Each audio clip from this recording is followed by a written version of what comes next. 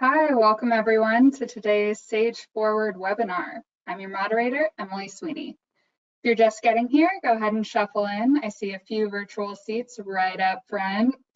In today's webinar, we're going to be discussing COVID's impact on retail operations, the projected timeline for a post-COVID rebound, and how the path to our business objectives has changed.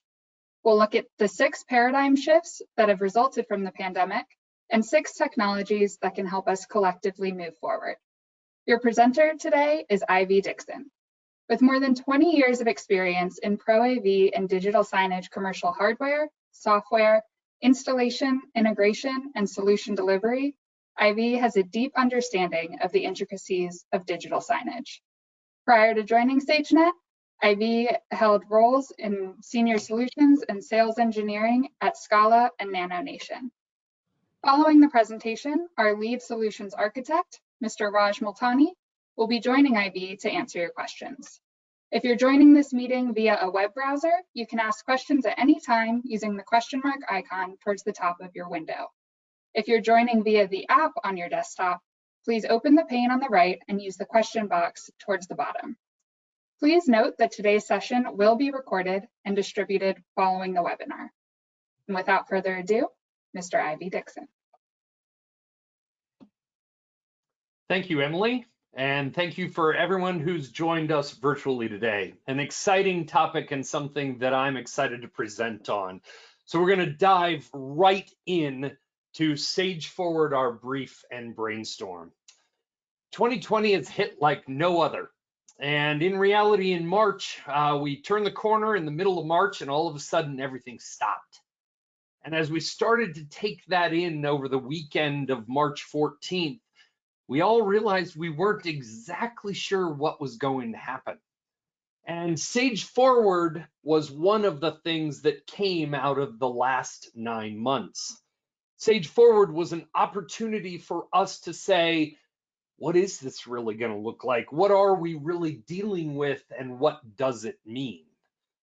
But as we started to look at that, we had to take a step back, and we had to look at our friend Albert Einstein, and we had to say, what did Albert Einstein say about this? Well, he said, life is like riding a bicycle. To keep your balance, you must keep moving forward. And the reality is, we just had to move forward. We had to find a way to take this stoppage in time that happened in the middle of March and move forward. By moving forward, we knew that there would be something on the other side, but we weren't exactly sure what it was. Would it be what it was before? Would it be something brand new? Well, that's where our CEO, Daryl Woodard, came to the table. And in a memo to Sage Nation, he said, this is not the pre-COVID world. He was right. For those of you who know me, I traveled about as much as I worked prior to COVID. And many of my days were spent in cities like this, in crowds, in the midst of people I didn't know, didn't potentially care to know, but sometimes I didn't even think about the fact that they were there. I didn't think about what was clean or dirty, except maybe myself, but I just went about my way, fluidly wondering, what's my next meeting? Where am I headed? Where's the next airplane? When will I go home? When will I stay out? But I realized in the middle of March that I wasn't probably going to go back to that. Daryl also said something else. He said, it's not a new normal. He was right about that. If you know me really well, the fall was a big time for me because all of a sudden I got to Nebraska Cornhusker football season and there was no stadium to go to. There weren't 90,000 fans in our favorite stadiums cheering on our teams. There was some very small subset of that. And it wasn't normal. It's not normal to sit in a crowd wearing a mask. It's not normal to sit with empty seats around you. But it's also not normal to watch on television something that's just down the street that you've been going to for decades. But Daryl closed the loop. He made it all come together. And he came and he said to us, it is simply and profoundly the way forward. And thus, SageFORWARD was born. SageFORWARD is a group of Sage Nation employees. We are more connected now than we ever were before, but this is not CEOs and CFO and CIOs. This is those day-to-day folks, PMs and directors of departments, and the head of our sales engineering department, Raj Multani, who will be joining us later for Q&A. Our creative directors, the folks that are working with you, our customers, on a daily basis. And we said, what is the path forward? Well, to figure out the path forward, we had to go through a process. And we went through that process over the last 9 months. And that's what we're going to talk about today. 9 months doesn't seem like a very long time, but in reality, it's an extremely long time in the middle of a pandemic. So today we're going to look at 3 things. First, we're going to look at some situational analysis of COVID-19. What's happened in the world in the last 9 months? What look from a global view and a US view? What does that look like? Then we're going to look at some specific markets. We're going to look at restaurants, C-stores, and retail. But then we're going to talk about what all that data means. What comes out of that data, because that's the next step, the SageFORWARD portion of this. But we're going to close today with those best practice ways to implement that. It's not just about knowing what might be around the corner and how to use it. It's also, how do I implement it? How do I make it valuable for my business? All right, let's look at the situational analysis. If we look just very, very straight at COVID, we all hoped that we might be looking at the first graph or the last graph, where detected new cases would dive off to a very low point, or they might have a bump, but then we would flatten that curve. But in reality, what we've seen is we've seen the middle. We've seen those waves and bumps along the way. We've seen it here in the States. We've seen it with our friends in Europe and Asia. We've even seen it in our direct communities. It didn't go away completely, but it subsided and came back and subsided and came back. But now, 9 months into this conversation, there's a different question that we're asking. We're not asking what this might look like. We're asking, when might it end? When will the pandemic come to an end reasonably? And the reality is, time is short to understand how this data changes. If you look at the graph that's on screen right now, the top line is what it looks like today. It's a very steep uptick and a very steep downtick. That's a good thing, but it's changed from 2 months ago. The dotted line on the bottom is the middle of September. In 2 months, the rise of that hump has become much more pronounced. That's a good thing, because if you look at the bottom of that curve out in Q2, Q3, Q4 of 2023, all of a sudden you see this low point start to really layer in the middle of 2022. Now, that's a long time. That's a long time. That's the better part of a year from now before we start to see that subside some. And that, although the light at the end of the tunnel is starting to glimmer, we're starting to see that, we have a while before it hits. And we want to understand, what does that mean for the businesses that are close to us? Well, if we look at restaurants for a second, and if you look at the left side of this screen, you see a very standard graph. What does it look like if the virus is contained versus what does it look like if the virus recurs? That recurring virus keeps us below that 0 point, or in the positive for restaurant sales for many, many months, if not even years. But the more important graph is on the right. On the right side graph, we see fine dining and casual dining. Unfortunately, at the very bottom of that graph, it's going to be a long road to hoe before they're back to normal. But then we see fast casual and QSR.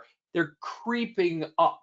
They're creeping up towards that 0 point, but pizza leads the way. not only do they recover inside of this 2020 year, they actually see positive numbers in 2020 year, they see positive in 2021. Why is that? It's because of consumer behavior. Before COVID, we all knew how to pick up the phone and order a pizza and have it delivered. We all knew how to take our mobile app and order a pizza and go and pick it up. The consumer behavior did not have to change for that transaction. Those other worlds, QSR, fast casual, casual dining, and fine dining, have to change that consumer behavior. And that's tough. That's tough, but it's happening. And if we look at retail very specifically from a global perspective, or US perspective in this case, this is a very interesting chart. When I first saw this chart many moons ago, I went, yeah, okay, e-commerce is growing. That's not real surprising. People are living in their houses now, so why does it matter? But when you really look at the data that's presented in this chart, you start to see that consumer behavior is changing and has changed at an incredibly rapid rate. In 10 years, 2009 through 2019, we saw a 17% growth rate in the adoption of e-commerce. That's pretty good growth. We saw that exact same adoption rate, growth period, 17% in 3 months, April, May, June. In 3 months, consumers went, wait a second, I still need that stuff. I still need the stuff that's out there and I can't get it. I've got to change my behavior. I've got to change my process. I've got to change my transaction path. All right, so we've looked globally at this. Let's hone in a little bit. And we're going to hone into 3 very specific verticals: restaurants, C-store, and retail. Now, when we came together as the SageFORWARD group, one of the things I really loved about this group was that it was a very large mishmash of people. We all came from different parts of the company, but we also came with different experiences. And in reality, one of our folks that led the way in the restaurant conversation was our SE director, Raj Multani, who's joining us later. He came to the restaurant conversation not only with a technical background that we ask him to employ every day, but he also came with a personal connection to restaurants. That personal connection in his family to restaurants that he owns. And in one of the meetings, he said something that was so profound. He said, I've never been equally worried about my employees as I am about my guests. There was a safety concern that went beyond the employees in the kitchen, the employees carrying plates of food, serving. It went to the guest sitting in that chair. There's a natural safety piece of that. But now it was about an airborne disease. And all of a sudden, there was this layer of safety that had to be taken into consideration. And the data, unfortunately, shows us how important that was. When we look at March, April, and part of May, we see that we know that sit-down restaurants plummeted to 0. They closed their doors. That sit-down dining experience was gone. It had to come back May, June, July, August, and into the next year or years. But why is that? It's because consumers are anxious. There's anxiety about now going and sitting in a restaurant. And the data shows us that as well. If you look on the left-hand side, casual dine-in, 17% of people say, hey, I have low anxiety, but almost half, 42% of folks that were asked say, whew, that's a high anxiety activity. I don't really want to do that. But you look at the right side of that graph and you say fast food and drive-through, and that side of the world, it's an exact flip of the data. It's an exact overhaul to say almost half, 46%, are not that anxious about it. They'll go and do it. They'll go and do it. But there's a lot of restaurants that fit in between. Now, What are the takeaways from this when we start to look at restaurants? Well, the takeaways are that we have to change the consumer behavior. We have to extend the countertop, communicate more effectively those safety requirements and instructions about how to interface with those restaurants. Curbside service is key. Touchless customer experience in a frictionless model. Drive-through and pickup window become key to this conversation, and physical distancing through reconfiguration of stores. These are the things that have driven us for the last 9 months to figure out, and consumers are expecting it now. So who's leading the way? Who's out there doing it? Well, Starbucks took the lead. Starbucks said, hey, we're going to close 400 sites. That's not very good news. However, they led that back up with, it's okay, we're going to replace them. We're going to rebuild those stores with no tables, no chairs, no counters, but with just a pickup space. We're going to transition to the necessary and expected consumer behavior that is now part of our world. But others also said, time to look at our model. Kentucky Fried Chicken said, hey, banks use this multiple lane thing. They use autonomous ordering. They use autonomous delivery. How can we maximize on that? Multi-lane drive-through with 2 pickup windows, speed the process, limit the interaction, create more safety, provide the objective. Those are things that have led the way, and this is not just a drawing. This is something that's happening. We know some of the partners that are part of this. This is the next phase of where we head. And part of the reason is this, if Kentucky Fried Chicken sat down and talked about this, is because they had to be adaptable. The consumer was still looking for the product. How do we get it in their hands? But then all of a sudden we looked close to home, and Raj brought us this image. This is actually out in front of one of Raj's family's restaurants. This is the response to a high-end dining experience where you must move outside, but weather plays a factor. Reduce your seating space. Give your consumer a safe place, somewhere that's been sterilized, but then they can privately enjoy dinner for a couple of people. This not only allows the economy and the business to continue to work towards thriving, but it allows the consumer to fill the necessary need that they're looking for. This is large scale, small scale applicable. It's also adaptable and it's agile. All right, so let's move to C-stores. C-stores are that interesting middle ground between QSR's restaurants and traditional retail. C-stores took it in the shorts just like everybody else, right? They saw a massive downtick in business in the early part of the pandemic. They saw it so much that 2/3, 64%, that second number on the chart, 64%, 2/3 of locations saw a restriction on food and beverage delivery.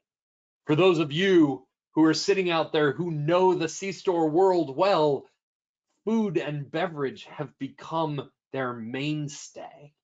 It's become something that's autonomous with the conversation.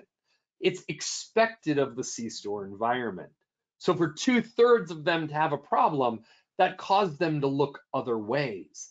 They had to find other safety measures to put in place. But one of the things that's very key about this slide is this was April. This was when we had to make decisions about what was going to happen right now. 85% of them went out and installed plexiglass. We've all seen it. We've probably stood behind it or in front of it. 43% of them, almost half, went out and found special cleaners. 100% of them put in social distancing measures, and almost a quarter, 21%, went and took temperatures of their employees. But this was April. That response was good. It helped. It helped. But where have they gone now? 8 months later, 7 months later, how has that changed? All of a sudden, they've moved out the front door. They've changed with the consumer requirement 21% have not only moved to contactless payment, but also curbside pickup. 14% of C-stores have moved to drive-through. But the one that caught me the most was the last one. 14% have gone to home delivery. The C-store is no longer somewhere you stop to pump up and fuel and then grab a snack. It's now somewhere that you can order and have delivered. The pizza can come to you. You don't have to go and get it. They're changing with the expected consumer behavior. So the takeaways, these should look familiar. They look very familiar to the restaurants. Although gas went down and physical distancing measures and protective measures were a requirement, basket revenue went up. Consumers were looking for a more touchless customer experience, and drive-throughs and pickup windows and curbside came to play. Who led the way? Wawa led the way.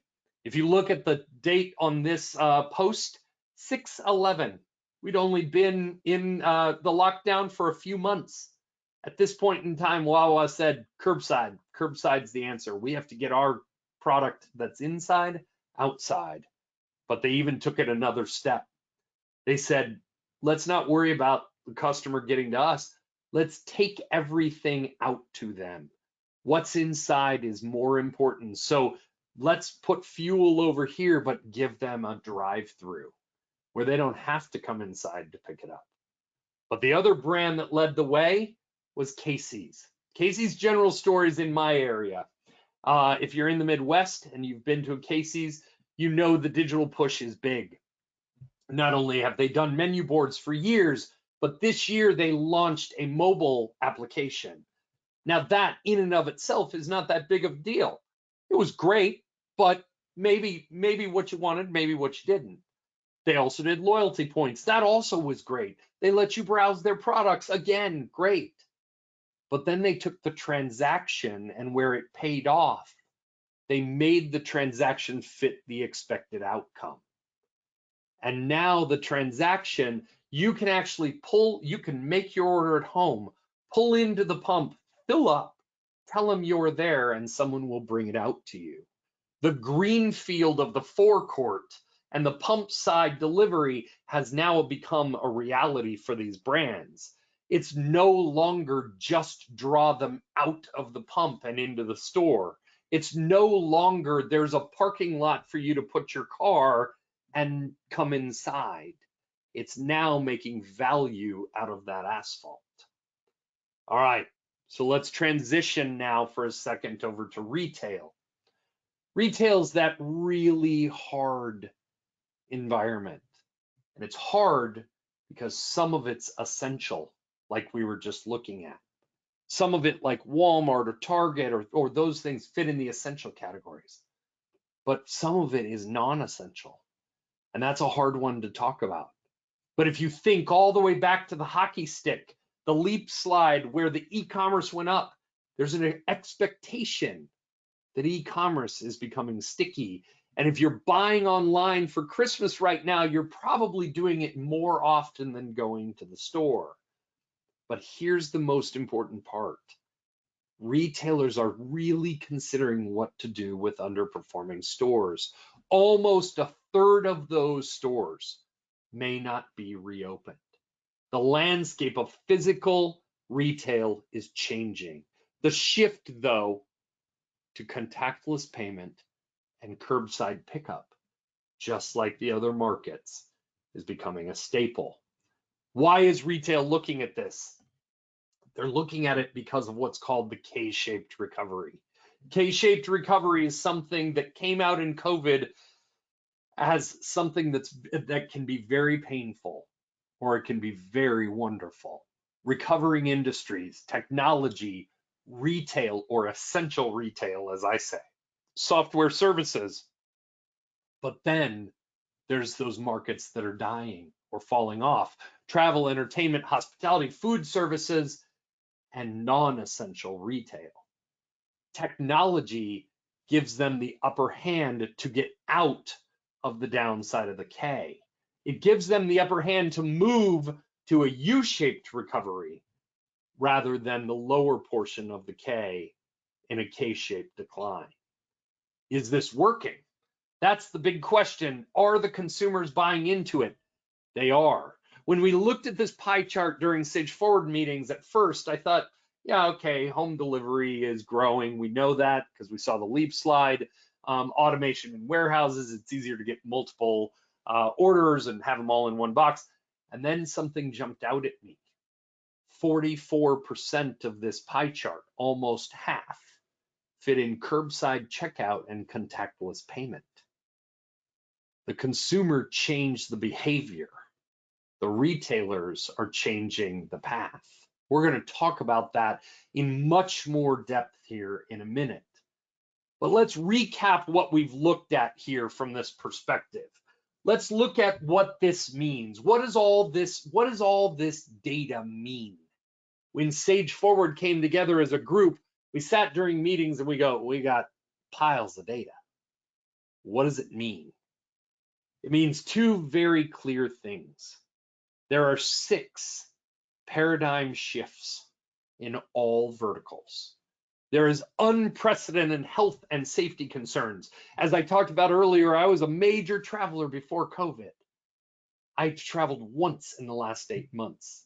During that travel, I didn't even want to touch the hand railing on the escalator. I was worried about who was standing behind me. Was my hotel room clean? Who was last in my rental car? Even their historic financial uncertainty. Even with the economy starting to show signs of coming back, there are still millions of people without jobs. But this has caused organizations to force acceleration in transformation. This is no longer the opportunity to say, that would be a nice to have. The consumer is telling you, I need it now. The need for ongoing agility and adaptability. I said those words earlier because that's what's happening in restaurants and C-stores and retail today. Find a way to be agile. Part of the reason we all wanted to be agile before was because we thought we might need to be, and it's good for our customers. Today, we must be agile. Organizations must be agile for the good of their organization and for their consumers. We don't know what's going to happen tomorrow, and we have to be able to adapt. Technology, though, led the way. It leads the way as the cornerstone for that transformation. And to do that, you have to seek calm leadership, trusted advisors in your methodologies. So these paradigm shifts were the first thing that came out of SageFORWARD, but the second thing that came out of SageFORWARD were shared needs. The technology infrastructure that's associated with these types of transformations are all still relevant. Connectivity everywhere, cybersecurity, digital signage, Wi-Fi everywhere, IoT analytics wrapped in managed services. These are major pillars of technology, implementing them with the right people around it to make sure they're up and running and creating trusted connections, which we're going to talk about.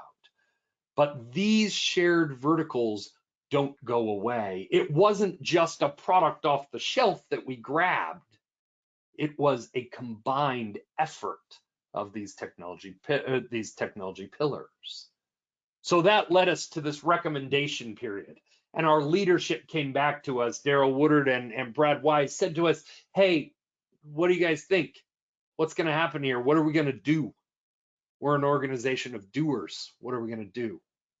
And we came to the first meeting and we had this big long list. It was like 90 items. It was on a spreadsheet. It was a mess. It was a mess. Some of it was products, some of it was actions. But what came out of that conversation were 16 very clear action items. 16 is a lot. 16 was more than any organization should try to do in a year or even a year and a half or maybe even 3 years. But as we started to look at that closer, all of a sudden they found their way into 3 very clear outcomes. Modified transaction fulfillment, communications, safety and security, and quality of life, societal impact. How can technology make my life better while I feel safe and I get what I need.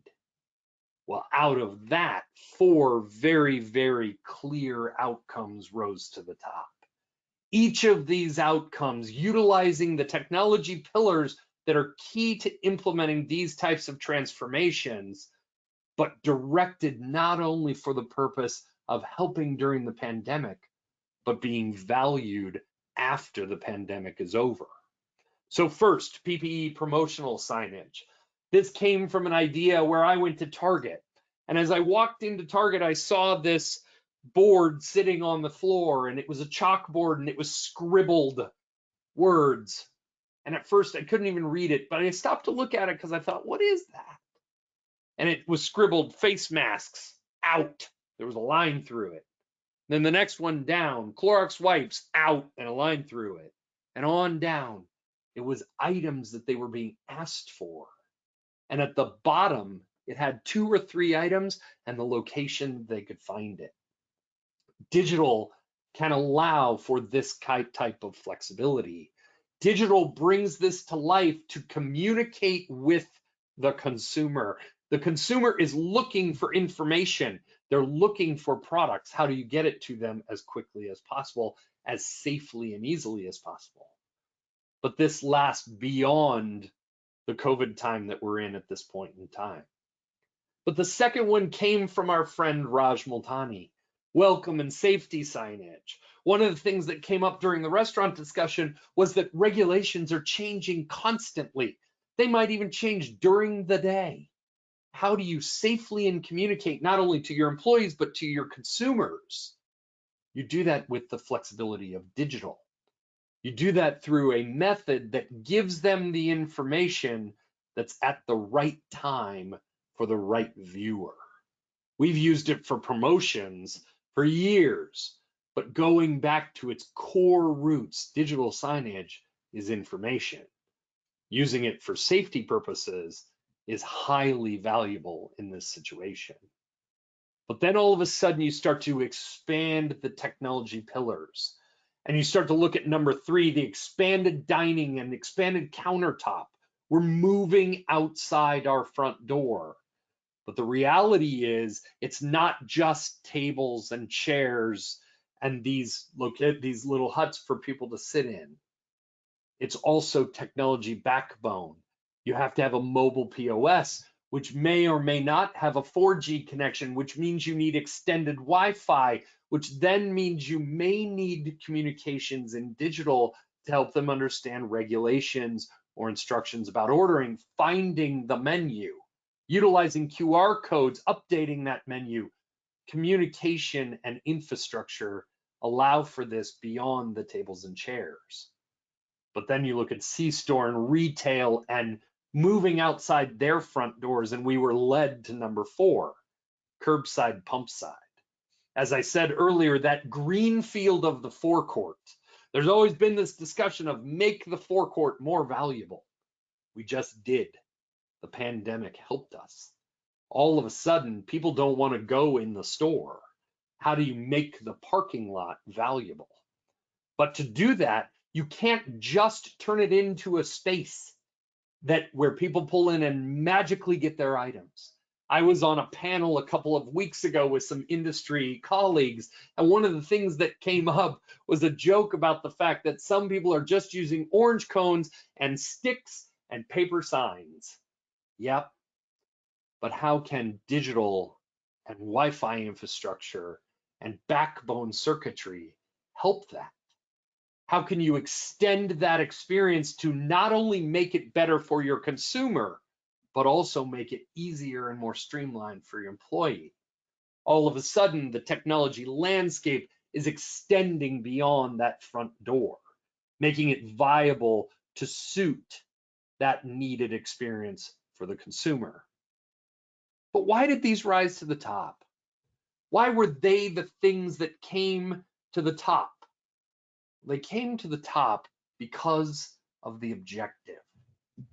The reality of the situation that we're in 2020 is that the objective for the consumer hasn't changed. If you run a restaurant, they're still looking for your food. If you run a C-store, they're still looking for the packaged goods and made to order that you may be offering. If you run a retail space, they're still looking for the goods that you have. But the path to that objective has changed, and it's changed dramatically. The objective is still identical, but the path to get that item has changed. And it's changed so much that we have to change with it. But the big question that came up on this panel, and we have to answer around this conversation, is, does the path go back to what it was? Am I making changes that are short-term for these consumers? We believe the answer is no. Consumers are smart folks. They learn something new and they stick with it. If you look at this data chart, in April, at the end of April, there was only about 80% of people who said, yeah, my new go-to-market will stick around, right? Companies said the same thing. All of a sudden in August, not even 3 months later, we were up to almost 90%. 90% of those same people said, oh, this isn't changing. Consumers are going to do what they're going to do, and they're going to continue to do it, whether it's during COVID or not.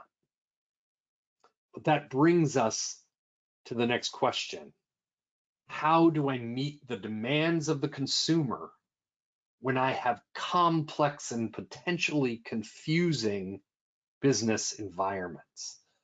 And for those of you sitting out there thinking, man, my business is complex. I got thousands of locations. I got retail that's in disparate configurations. I'm trying to synergize delivery platforms, but it's hard. And I'm trying to get a good customer experience that's direct and digital, but I got countless devices. And oh, by the way, we're still in a pandemic. We know there's a light at the end of the tunnel, but how do we get through the next year and beyond that when the pandemic goes away? And there's probably somebody sitting down the hall that says, hey, I got piles and piles of unmined data. What do I do with that? Because unmined data and confusion like this creates unsettled stakeholders. This is the opportunity, though, to redream. Redreaming is so important in business. Redreaming not only gives you the opportunity to start something new, grow and mature, but it gives you that opportunity to stay out of a declination or even a death period. The greatest example of someone who forgot to redream is BlackBerry. I carried 2 BlackBerries, maybe even more than that. They were a great phone. You could text and type, and I got my email, and it was crazy. All of a sudden, there was something better. They forgot to redream. By the time they started to redream, they were already in a decline, if not almost dead. You have to redream. 2020 gives us that opportunity to redream. But redreaming is not just an idea. Redreaming is taking not only the intelligence side of you, but also the creative side and putting them together. And Simon Sinek said it best. Intelligence uses what is known to solve problems. Creativity uses what is unknown to discover possibilities. I love this thought of the right and left brain. I love the idea of bringing them both together to make them work as one. But you have to start with one before you can get to the other. So let's start with creativity. It's our redream process. To be able to do that, we need a little calm. Who wants a little calm in 2020? I know I sure would. So when we start to look at calm, we look at a cycle that applies to all business outcomes that we work on. Plan, create, manage, deliver, measure. Start again. We do it every day. We do it with our own tasks. We do it with group tasks. We do it as organizations. We do it in the greater world. But when you start to look at digital engagement and you refine how consumers are going to talk with you as a brand, you start to see a refinement of that original circle. you start to see this brainstorm creative activity start to flow. And then you use the creative suite to build your brand into a communication, which you potentially put on an asset dam because it's going to multiple endpoints, and you push that out through a CMS, whether it be for digital signage or Wi-Fi engagement or even mobile engagement. But then you've got to look at whether it works. When you look at whether it works, then you have that opportunity to refine it and start the brainstorming again. But to do that, you need platforms around that that give you technology infrastructure to live on. It gives you the ability to excel inside a brainstorming and creative suite and that manage, deliver, and measure. And when you do that, and that comes together from a creative perspective, all of a sudden, you create calm. You create creative asset lifecycle management. It gives you the ability to create a one-way and two-way connection with your customer. But creative asset lifecycle management isn't the only piece. When you have the technology infrastructure, all of a sudden, you get to connect, manage, and protect yourself. And you get to maximize the use of that IoT device. All of the devices that are on the network are IoT, and you maximize those. And as our creative director says, you don't just get creative asset lifecycle management, but you get creative asset lifecycle management. And when you get creative asset lifecycle management, all of a sudden you've done something different. You've created a situation where you are maximizing not only the creativity of what you're looking at, but you also maximize the technology pillars that are associated with your infrastructure. You're maximizing the connectivity, the digital signage, the Wi-Fi, the IoT, and your security. And you're giving you and your customer the opportunity to build a trusted connection amongst each other. And those trusted connections are what create loyal customers. Trusted connections drive the opportunity to have more conversations with that customer. Trusted connections create situations where calm can be exemplified. But also the other piece of trusted connections is that we get to focus on reimagining the customer engagement. And in the end, the point of view of the customer is most important. Technology infrastructure and calm drive us to that, but the perception and the engagement of that consumer is what drives all of our businesses. So as we close today, and I bring Raj and friends back to the panel, we want to go back to where we started. We want to go back to Albert Einstein, because Albert didn't just say, keep moving forward. He said, we cannot solve our problems with the same thinking we used when we created them. That is key to find the possibilities of creativity and using the knowledge to implement them. Thank you very much for joining us today. I'd now like to bring back Emily Sweeney as our moderator, and I'd like to have Raj Multani join us for some of your questions and answers. Thank you. Thank you so much, Ivy. I can only imagine the thunderous applause happening on the other end of our screens right now. We've got a lot of great questions rolling in, so we'll go ahead and get going. Our first one is, wondering what you're seeing restaurant customers do today to help make it through the next 6 months. Raj, would you like to take that one? Sure. So it's interesting. No matter what we're deciding in the restaurants, is no matter what we implement, we want to make sure that we can use it even past 6 months, right? So no matter how we decide to address a business need, that we move forward with that operationally to not impact our business moving forward. So I'll give you a couple examples. One of the things that we never looked at before was actually doing pay to order, which had to, which allows the customer to open up a QSR code at the table, put their order in. We'll know exactly what table they're sitting at, and they get to pay, or they can even start a tab.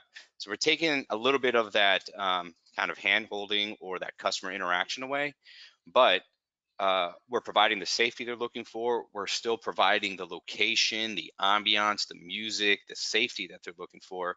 And so we can service them, because every individual that walks in, we're going to have to touch a different way. Some are going to be like, this doesn't bother me at all. Let me sit down. Let me go about my business. Other people are going to have distance. So it's extending that countertop. We had to put kiosks out there. So even during this kind of cold weather, you start seeing a downtick in sales no matter what. But what you want to do is still be able to address each customer in the way they want to interact with you. So pay to order at the table, online ordering, or kiosks, right?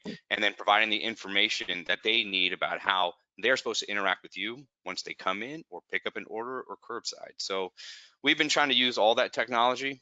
And even after all this craziness goes down, it's still implemented, because we're realizing that everybody's different. At first, you only thought you could service them one way. Now we can service them multiple ways. And I would echo those thoughts. And I think the one key to that is there's no magic bullet. You've got to really take a step back and look at the greater landscape of what's out there. Something that we've talked about extensively is, what's the product that we want to go and pull off the shelf and use? That's not really the right way to do it. It's really look at those specific business needs and then apply the technologies that are appropriate to it. Great, thank you, gentlemen. Our next question is, I saw senior living on your envisioning slide. How do you see your engagement platforms, signage, Wi-Fi, IoT within the senior living space? Yeah, senior living is such a special piece of something that SageNet has worked in for many years. And one of our fellow Sage Nation folks, Bill Morris, actually said one time during the SageFORWARD discussions, if I knew our technology was making somebody's life better, I would sleep better at night. And I think what's really important about that statement is, in senior living, technology doesn't have to be hard.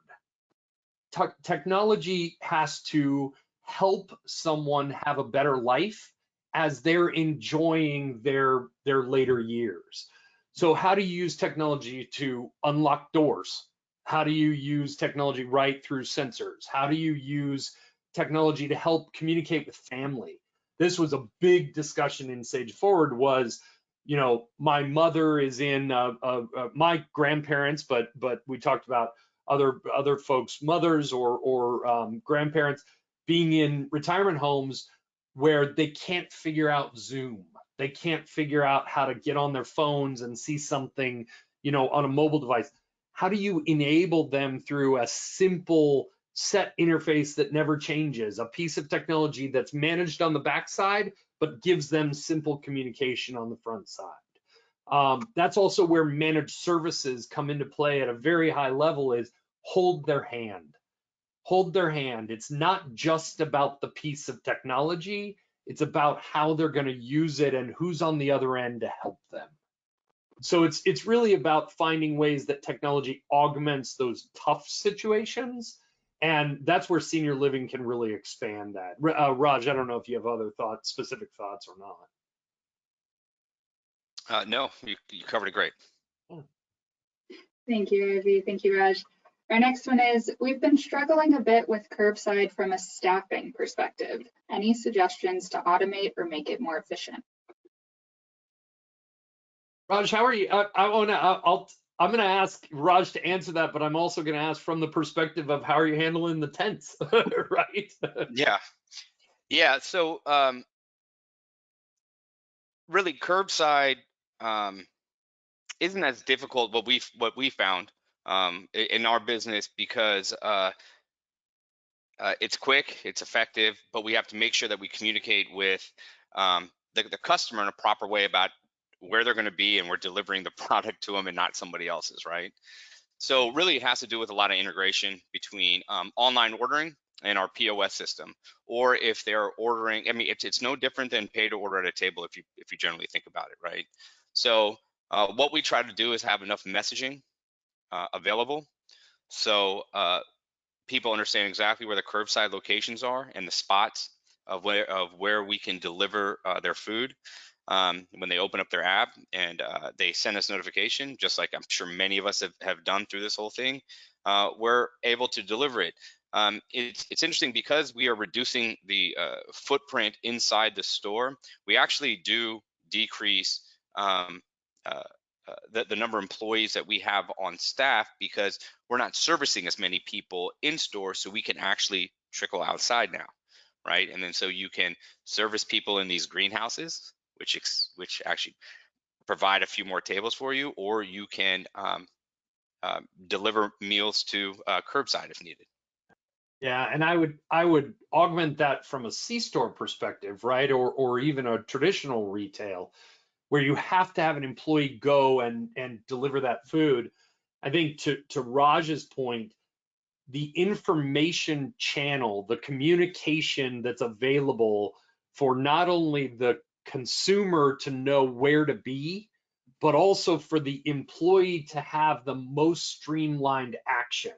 So one of the things that's been discussed and actually is being tried by a couple of brands is communicating that information about the consumer back into a big board.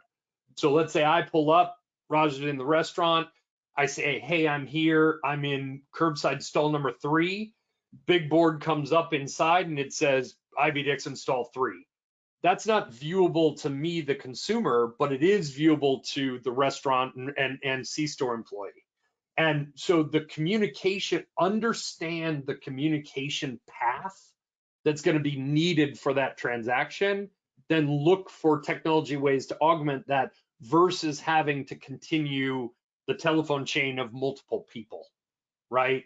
I think that's one of the keys to that conversation. Thank you. Our next one, from a cybersecurity perspective, what are the biggest challenges you're seeing at a store level? I'll answer, and then I want to hear Raj's answer, because he works with this much more than I do on a regular basis. You know, my issue with cybersecurity that I see on a regular basis in terms of conversation is extending Wi-Fi beyond the building creates a situation where that Wi-Fi is more available to the general public. That creates a situation where you need to look at cybersecurity protocols that are associated with that. Doesn't mean you can't do it in a safe way. Doesn't mean we don't have tools and people and all those good things to help you. It means that has to now become a conversation where you could limit that to anybody who walked in the store. That's the one that jumps out at me right away. But Raj, I know you've had more conversations around that. Yeah, it's I mean, it's a great question.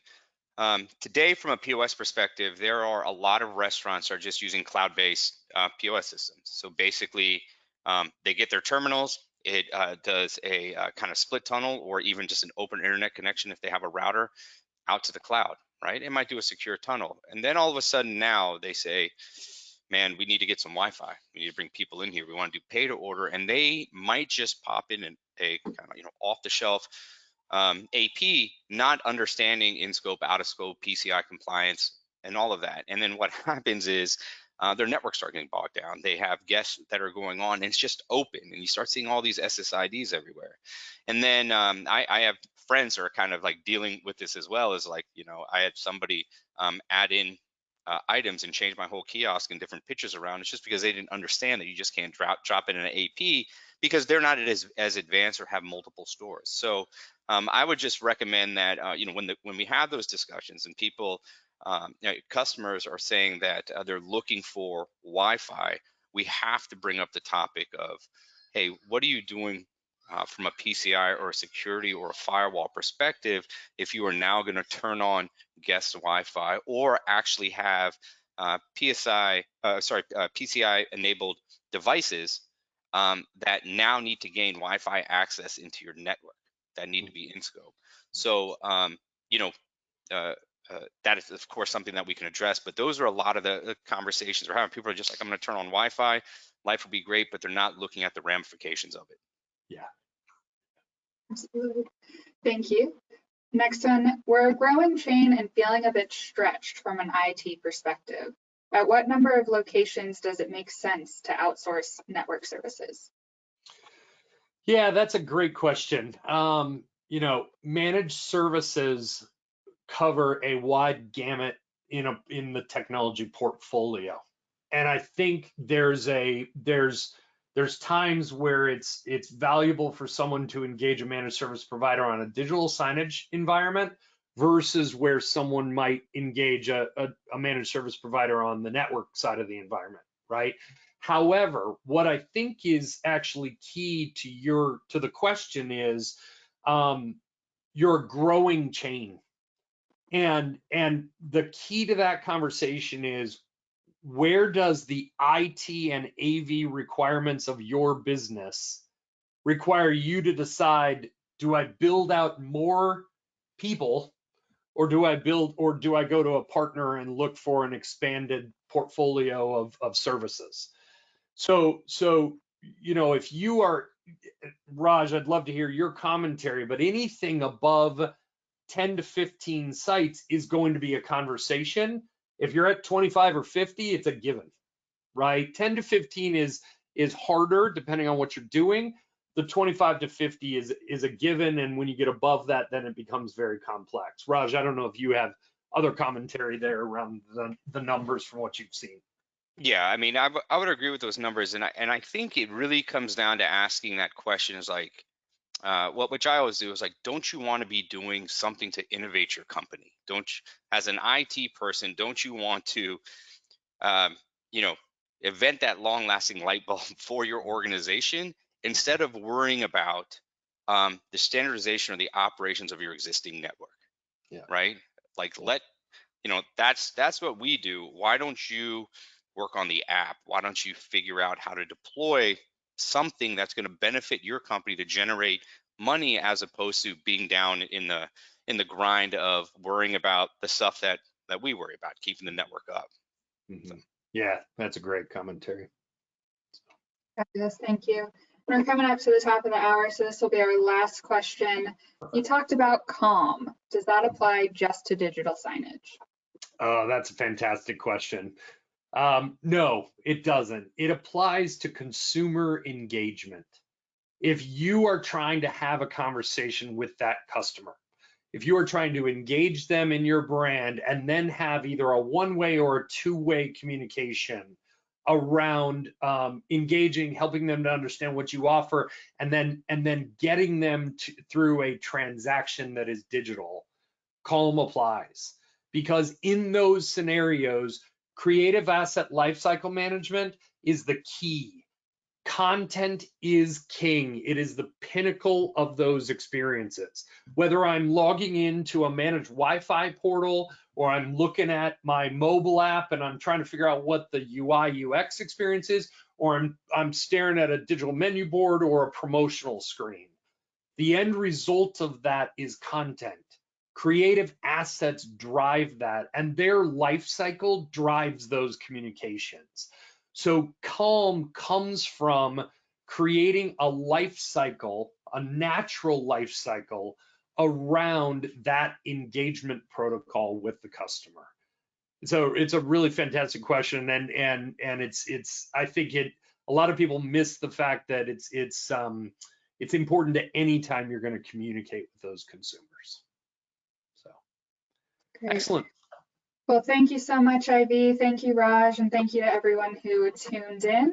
Just a reminder that this session was recorded and will be distributed at a later date. Thank you so much. Everyone have a good one. Thank you, Emily. Thanks all. Bye.